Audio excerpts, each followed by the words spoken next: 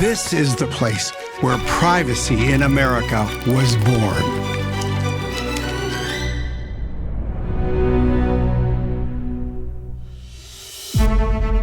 The year was 1761, the scene was Boston, and a great controversy had erupted. British troops were going from home to home with only a general warrant, a generalized belief that somewhere someone was doing something wrong, engaged in customs violations.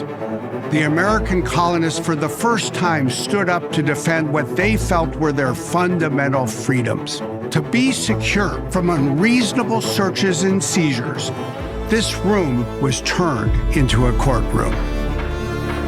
The case was led by a fiery advocate, James Otis Jr., and in the courtroom there sat a young man training to be a lawyer, only 25 years old, John Adams. Years later, Adams would write that although they had lost the case, the child, independence, was born. It was that case and it was this issue that breathed life into the nation.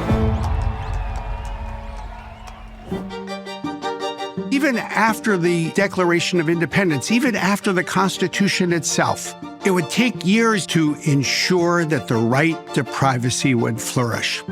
The members of the first Congress met in New York and came to a realization that without a Bill of Rights, the Constitution they had written was incomplete. James Madison was the member of Congress who stood up before them and presented his proposal to establish the Bill of Rights, the first amendments to the Constitution. One of the most important is the Fourth Amendment, the one that speaks to the right to privacy, that the right of the people to be secure from unreasonable searches and seizures shall not be violated. Through waves of technological and societal change, the judges of this country have helped ensure that that right continues to flourish. It takes people to bring cases before the courts. It takes even companies like Microsoft to go to court to ask the judiciary to protect the right to privacy, as we did 4 times during the Obama administration. Privacy matters not just to individuals in their homes, but to all of us, where we work, how we work, even to companies and how we protect our ideas, even our intellectual property.